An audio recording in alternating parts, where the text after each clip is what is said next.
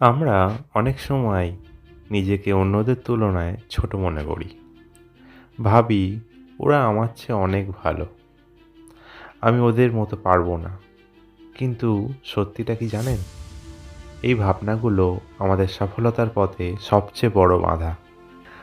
আজ আমরা জানব কিভাবে এই মানসিকতা থেকে বেরিয়ে আসা যায় এবং আত্মবিশ্বাস তৈরি করা যায়। অনেকেই ভাবে আমি ওর মতো দেখতে সুন্দর নই, আমার গলার স্বর অত ভালো নয়, আমার ট্যালেন্ট কম। এমন হাজারো নেগেটিভ চিন্তা আমাদের মাথায় ঘুরপাক খায়। কিন্তু আমরা কখনো ভেবে দেখেছি এই ভাবনাগুলো কোথা থেকে আসে? প্রথম কারণ, তুলনা করা। আমরা নিজেদের অন্যদের সাথে তুলনা করতে করতে ভুলে যাই আমাদেরও আলাদা একটা শক্তি আছে। প্রতিটি মানুষই আলাদা, সবার নিজস্ব ক্ষমতা, প্রতিভা এবং গল্প আছে। আপনি যদি অন্যের মতো হতে চান, তাহলে নিজের আসল সত্তাটাকেই হারিয়ে ফেলবেন।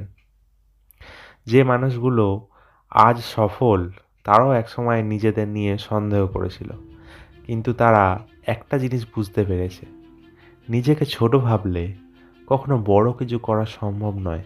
দ্বিতীয় কারণ, আত্মবিশ্বাসের অভাব।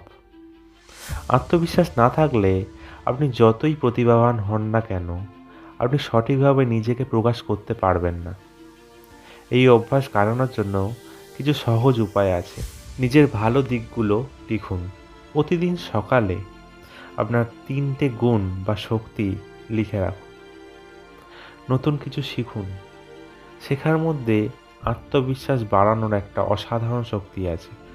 সোশ্যাল মিডিয়ার ফাঁদ থেকে বেরিয়ে আসুন। অন্যদের পারফরমেন্স দেখে নিজের জীবনকে কখনো ছোট ভাববেন না। তৃতীয় কারণ, ব্যর্থতাকে ভয় পাওয়া।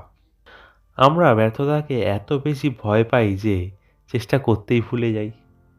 কিন্তু মনে রাখবেন, সফল মানুষরা কখনোই ব্যর্থতাকে ভয় পায় না, বরং তা থেকে শিক্ষা নেয়।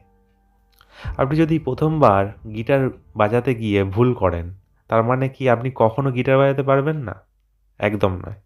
আপনি যত বেশি অনুশীলন করবেন, তত বেশি দক্ষ হবেন। ঠিক এইভাবেই জীবনের যে কোনো ক্ষেত্রে বারবার চেষ্টাই আপনাকে সফল করবে। তাই অন্যদের তুলনায় নিজেকে ছোট ভাবা বন্ধ করুন।